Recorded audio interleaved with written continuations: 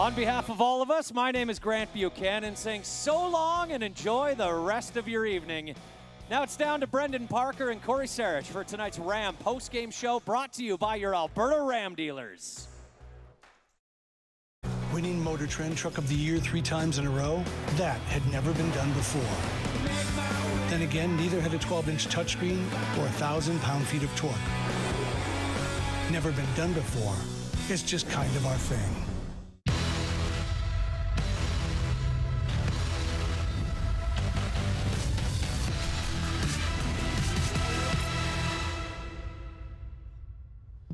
Flames postgame live brought to you by your Alberta Ram dealers is on the air. Look who we found. We got Cory Sarich back on the desk after a big Calgary Flames victory. 6-0 the final here. Calgary Flames over the visiting Vegas Golden Knights. And fresh off the All-Star break, I don't know about you. I mean, maybe you had a little break too, a little vacation. Snow?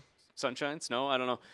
Yeah, no, didn't get too far out of Alberta. Yeah, three and three nights this past weekend with the minor hockey trick. So yeah, the opposite of an All-Star break. Yeah.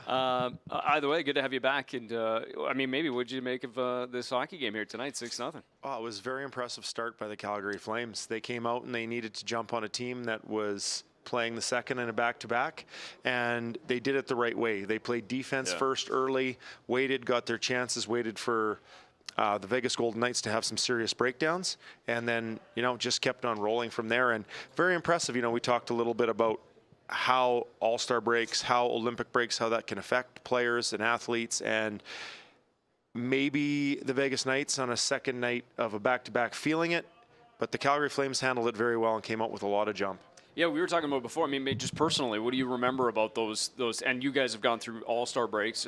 Those are a little shorter, but Olympic breaks, and you're starting to talk 2-3 weeks. But I'm assuming that once you get past that 4 or 5 day mark, they all kind of feel the same. You're off. You're out of the rhythm, off the skates. For sure, and I think even as a professional athlete, if you have, for me, it was like more than 2 or 3 days not on the ice. You can ride the bike all you want. You can be on a treadmill as much as you want, work out. It's not the same, and your conditioning actually starts to fail. I think it would be with all high-level athletes. As soon as you're kind of taken out of your sport and your training is not the same, you start to fail a little bit, and it's hard to get back. And I dreaded the Olympic break. Yes, you love it mentally. You go have some fun, maybe let things, your hair down a little too far. Take the edge off a bit. Yeah. A couple too many beers, if I'm allowed to say that. And then it's hard work to get back. So for these guys to do it, and with COVID breaks this year, it's been one heck of a season with all their ups and downs. Yeah, I guess maybe that's the one silver lining, is the fact that this team, I think we've kind of joked that they've had 3 or 4 different training camps throughout the course of the year. So I guess in some respects they are used to it a little bit, or at least accustomed to it.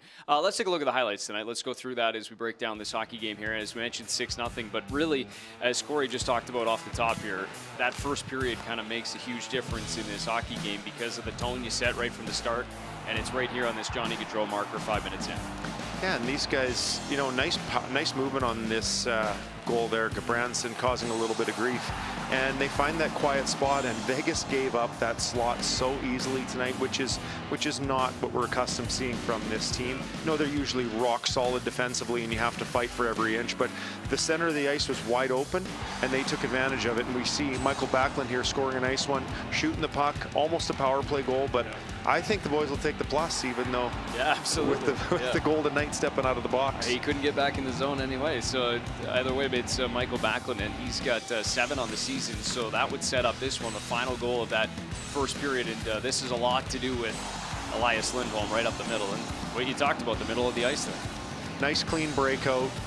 They got speed coming up the ice, and just no gap by the Vegas defenseman, and great shot from Elias Lindholm. I mean, that wrist shot can score from anywhere, and some guys that might not be a scoring chance, but for him it definitely is. Yeah, beautiful little curl, a toe drag, and then the release. 16 on the season for Lindholm, and then this one here from Andrew Mangiapane. I think just the second home goal for Mange this season, first since early November. So that one feels good for 88. Nice play here by Backlund to set it up. I thought we might see a little bigger celebration. With him not getting that many at home, but he's just it's used to it from the road. It's all the same. Yeah, hey, I said earlier tonight, you got to score them somewhere. So if you're scoring them all on the road, the other boys better pick up the slack at home. Well, he doubled the total in terms of home goals. We'll see that in a moment. But first, well, what do you think? We talked about Michigan goals this morning, or at least Tkachuk did, but that's a tweener, and he's no stranger to doing those. No better time than right there. Like, it's just a perfect setup. And as the defenseman in me is going to comment about the 5 guys in white just standing around watching, but still, beautiful goal. Well, either way, it was a nice finish. That would actually tie him, a retie out for the team lead at 21, but then it's Andrew Mangiapane who then takes over that team lead in goals one more time. His 22nd of the season, a nice finish at the backhand of the top shelf. And that would do it for the scoring, 6-0 the final. But, you see that line, and really they were all over it from the start. We saw a couple good shifts early on from the top line, but that trio that's really starting to find some chemistry right now. Backlund, Coleman, and Mangiapane, they've been solid in their own end, and now starting to see some offensive dividends as well from that group. Yeah, they've had jump. They've had jump all over the ice. They've been great on the forecheck. They've been really good in their own zone, and now it's translating to some offensive chances then that they're capitalizing on. And Michael Backlund's been recipient of a few of those extra shots on net going in. Blake Coleman, he's just worked hard all year, and it's come for him. But it's nice they're silencing the what was the talk that's been going on? It's been the secondary scoring. Yeah, sure. It's you heard rumblings. It's been everywhere, and I don't know. Kelly and Rick mentioned it again tonight. With the amount of goals that have been going in for the Calgary Flames, someone's got to be scoring these goals. It can't just be the top line. No, and recount. Well, yeah, that's right. That's absolutely. And you kind of look, and again, from the defensive perspective, I know the goals aren't necessarily coming from there, but they're all being set up. I mean, you look at Goodbranson, you mentioned him on the opening goal, and then Zadorov has an assist tonight, and they're kind of chipping in power play. I know it doesn't count as a power play goal that Backlund won, but again, it's moving around from those top guys in Shillington and Hanifin. And it might be small little plays like Hanifin gets a first assist tonight. Shillington has the second assist. They showed Chris Tanev his game from back against Arizona. 4 points. 4 points, 3 assists, very simple assists, but moving the puck across the ice to another guy that's open that translates to it. So that's how you want it to come from your defensemen. I don't think you need highlight reel goals for them, but to see them chipping in with assists and to see just goals and going in like they are these days, I guess beneficial for everybody on the score sheet. No question, and everybody starts feeling better about it. And you were pointing out about sometimes it's not even that pass, but it's just the way that they're standing up and they're in their own zone that's kind of led to some of this transition offense. And we kind of look at that Lindholm goal as specifically as one of those is just again taking care of the details in your own end first. Yeah, and I'm going to just keep saying it, and if people get sick of me saying it, but connected. It's the word I've been using. Yeah. I think it's in hockey when you have teams that back check really well, it leads to offense. It's a transitional game, it's turnovers, and off you go. You have a team that just tracks the puck all over the ice, that leads to offense. You have teams that pay attention to their defensive details, make entries hard on other teams. It translates to offense. So it might just be small little things, but I'm sure it's being talked about heavily in the Calgary Flames dressing room. Yeah, we'll talk about all the goals here on TV, but it's the little things and those little plays that teams work on to try to, snub the other team's offense, transition and go. Yeah. Very important. Capitalize and then be able to turn it right back for sure. All right, so the initial breakdown there from this 6-0 victory in favor of the Calgary Flames. Let's hear what the head coach saw and thought of tonight's victory on home ice. Daryl, I assume you're pretty happy with that. Had a good start. Come out a few days off. Thought we had some detail in our game in the first period. We look at this as a statement game. Is that too dramatic for you? Well, it was Jacob Markstrom statement game. It's really about a 6-5 game. Another game he really wasn't tested a lot in the first period. Again, what does that show to you in terms of his focus? Well, you got to play 65 minutes plus shootouts. So, that's what I said. We had a good first period. We had a good start, and then I think we gave up a little bit too much in the second, and then Jacob had to make some big saves. I think Backlund had a career-high 4 points. How has that line looked tonight in the past few games for you? If he had a career-high 4 points, then he had a good game. The Tkachuk goal, those sort of goals are all the rage right now with the new generation of players. Do you have a problem with that at all as an old-school guy? Heck, Johnny, did you see Johnny in Arizona? If you guys watched that game? Yeah. he just about had a goal and assist doing the same thing. So your face lights up when you talk about it, so you're okay Yeah, with that stuff. those are high-end plays. Not many, not everybody can try it, right? The guys that try it do it once, get it done. Back in the day, though, that might not have washed when you played, huh? If someone tried something fancy like that. Well, the rules are different. I don't think the coaches had any problem with it. The opponents might have. And Johnny, another good night. What do you see from him? We played 4 lines tonight. Their line was good in the first period, and I don't think anybody was spectacular for us other than Markey, that's for sure. Just one more question about Andrew Mangiapane scoring twice at home. You like his game tonight? I'm sure he's going to tell you that it was about time he scored 2 goals at home. He also made that great play to draw the penalty that got, Yeah. that He had a doesn't lot go. of good looks tonight. I think that line was, tried to forecheck and play in the O-zone a lot. Oh, good. Okay, you guys. Thank you very much. Yeah, it's kind of funny, eh? I'll bet a lot of these guys have never played back-to-backs at home, not just here, anywhere. Probably most of them.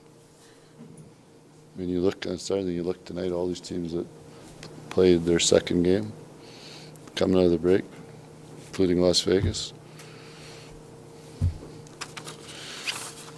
Edmonton, Vegas, Vancouver was back-to-back tonight. I don't know what the scoring it up, but it's hard.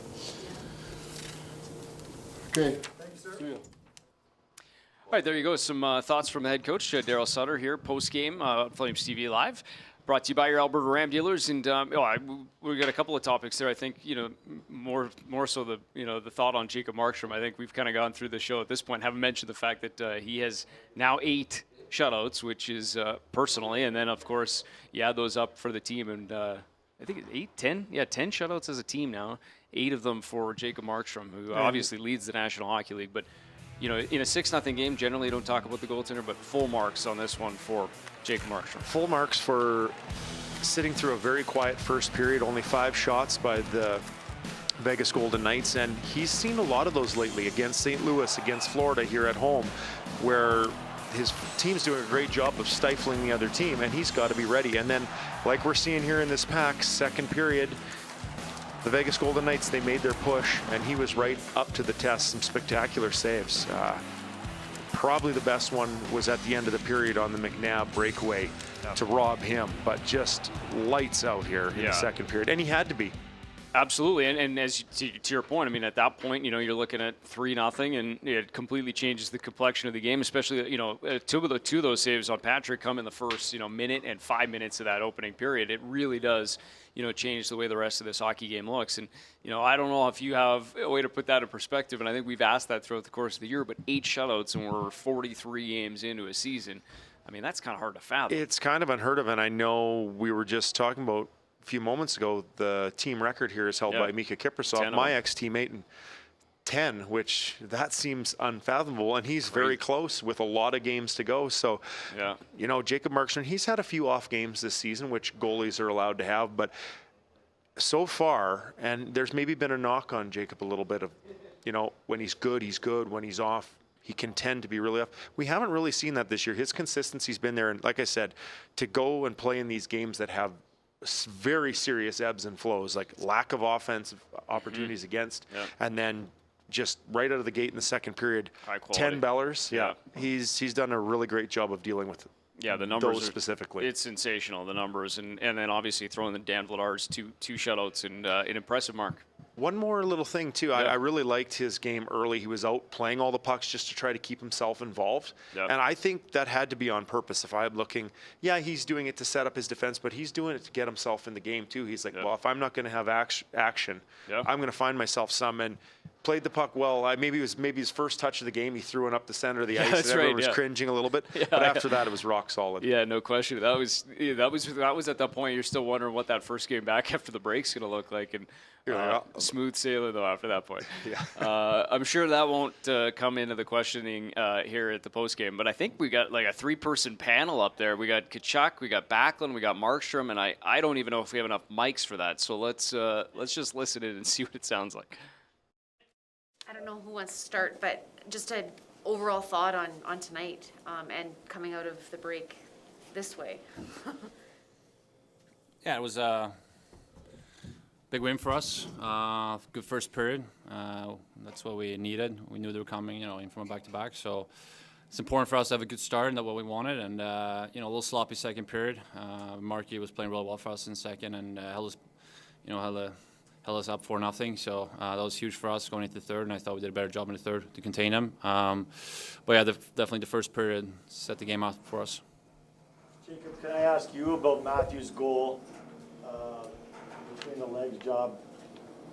How did you like that? And B, as a goalie, does that stuff piss you off? Yeah, I mean, obviously, I like all goals we score. So, but yeah, I mean, it's a great move, especially the puck is kind of behind the net, and the goalie was looking on the other side, and nowadays most goalies have their skates on both posts, so it's quick play and get it over the pad. It's back of the net, so it's a great move. Not surprised. He does all that stuff in practice as well as games, so it was good to see it go in. But not the Michigan. We did talk about the Michigan this morning. No, does it just come to you? I guess. It's just the quickest way I could have got the shot off. That's it, honestly. And just overall, Matthew, just your thoughts on tonight, just in general, to come out this way, and it kind of sets the tone. Yeah, great first period, bad second period, and then better third period.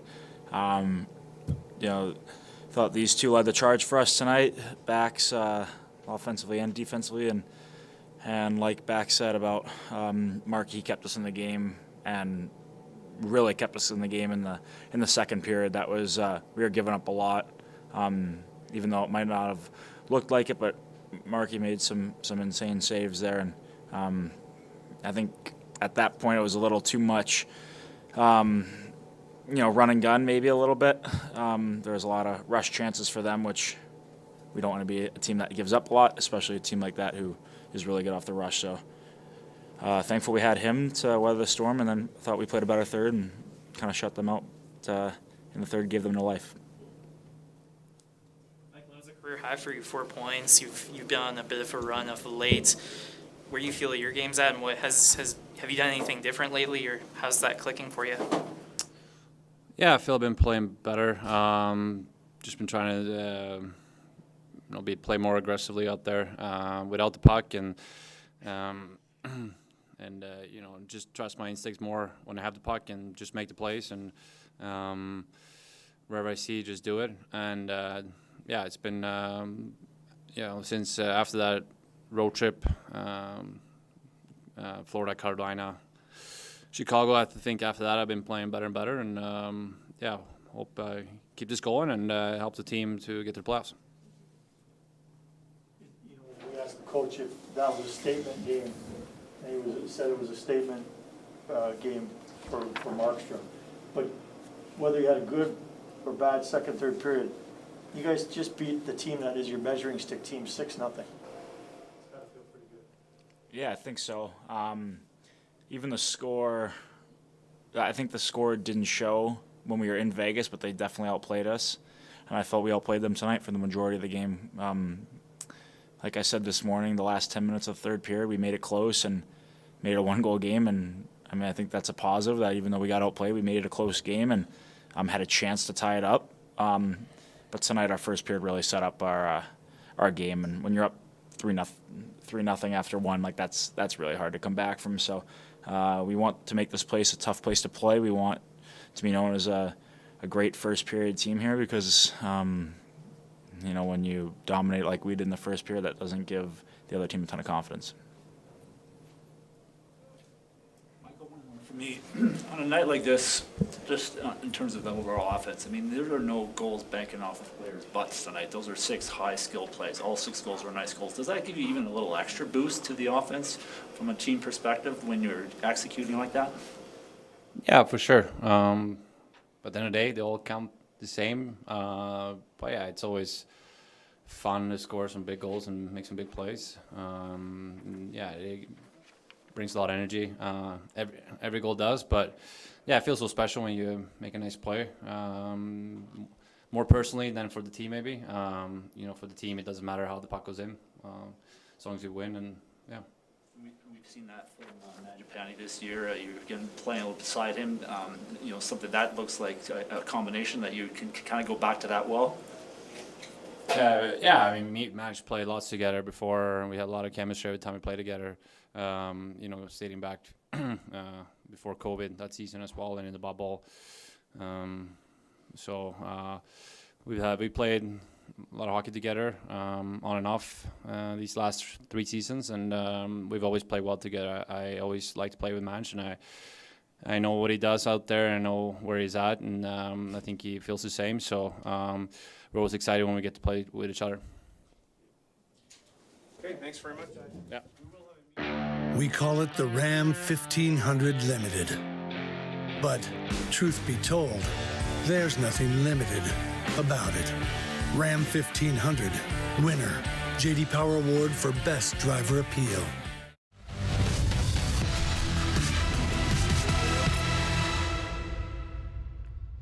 All right, Flames Post Game Live brought to you by your Alberta Ram dealers. We had the 3-person panel there. The 3 stars of the night: Backlund 4 points, Markstrom the shutout, and then Matthew Tkachuk with I think 3 points finishes off the night. So nice night for those 3. And maybe just before we move on to the schedule and kind of talking about back-to-backs, we heard Daryl Sutter kind of say right at the end, probably no one on this team has gone through the home back-to-backs. But before we get to that, just one last thought on because we saw Backlund there.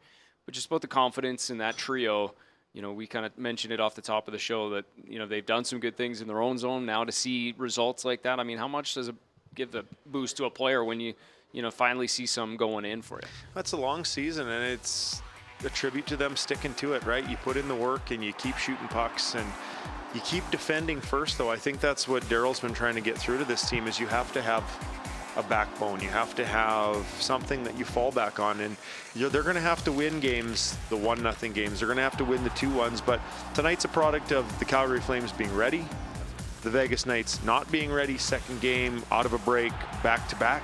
But again, just the process was done the right way, and we heard these guys talking. It is fun to score some really nice goals. I wouldn't know, but I was out there to celebrate a lot of my teammates' really nice goals, so it is pretty fun. First one in there for the high five, eh? Yeah, usually the last one. Actually, not a fast skater. Took me a while to get to the pile. It's not when you get there, it's that you got there. That's all that matters. Yeah, right? It's that I was there. It's that you were there, hey. and you got the plus, right? That's the other big time. I said tonight, Michael Backlund, he'd be excited. Yeah. That guy steps out of the box. I'll take a plus over a plus. power play goal That's right. anytime. You're not getting any pluses on the power play, so there you go. Either way, that was good stuff. Actually, one last thing before we let you go, because it's back-to-backs for us too, and we got to get some beauty sleep. But just the idea of 2 home games in a row, and I know that this schedule is a little bit, ad lib because of the COVID pauses, but you're going to play 2 of them here in the next 2 weeks, home back-to-backs, and then I think there's 4 the rest of the way. It's a little bizarre, isn't it? I don't think I've ever played one. I don't think, like Daryl was alluding to, I don't think anybody's really ever played one unless it's been some type of a makeup game, but it probably shouldn't be on the schedule. Yeah. Maybe they played them back when Daryl played. I don't know. We'll have to do a little bit of research, but we'll have to get Flames TV stats on that.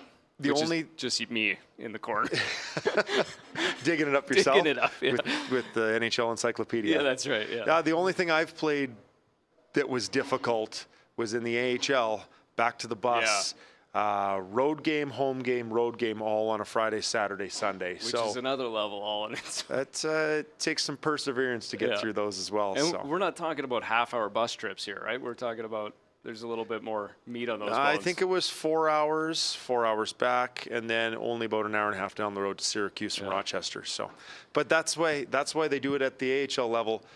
work hard there to aspire to That's get right. away from those 3 and 3s. That's right. That's your motivation. Junior, got there it. must have been a few of those in junior though too. Oh yeah, well, Yeah, 3 and 3s. let's not go back. Let's not go back that far in the memory bank. Yeah, let's just stick to the AHL. Either way, the Flames will get they'll get comfortable with them. I guess the nice thing about that is you're gonna have a few of them to get used to it. Are there what we've talked about? They've got 7 back-to-backs left. Yep. And Yep. they've got, I think it's 3, if not 4, with the home and home. So they're Yeah. going to implement them next year. Next year. Oh, hang it. Oh. I'm getting some. Okay, so January 12th, 13th was the last time the Flames had back-to-back home games. January 20th and 21st of the 2012-13 season. So there you go. Flames TV stats all over it tonight. You throw it out there, and we got it. Just in 2 losses, though. That's they like so that was after you. NHL scheduling likes to only bring it in only every decade. They like to Once give a decade. guys because of That's the right. because of the lack of results for the Calgary Flames. Right. Yeah. It's very results specific, Yes. as we know, the scheduling. It's one of the many categories they take into account, aside from concerts. Well, the Calgary Flames have multiple opportunities here to not go 0-2. Yeah. So that'll be There you go. fresh start. Absolutely. They'll get some reps in it either way. And it starts tomorrow, the first of, as you said, 8 remaining back-to-back games against the Toronto Maple Leafs. Thanks to Cory Sarich. Thanks to our entire crew here. And a big night for the Calgary Flames. They come out of the All-Star break and looking glowing with a first period that puts up 3 goals. They'd add 3 more through the final 40 and win it 6-0 over the Vegas Golden Knights. 8th shutout of the season for Jacob Markstrom and 10 overall for the Calgary Flames. Back at it tomorrow night. 7 o'clock start against the Toronto Maple Leafs. They'll be unloading their bags as we speak, getting ready for this game tomorrow. Thanks for watching Flames Post Game Live, brought to you by your Alberta Ram dealers. We'll see you tomorrow night.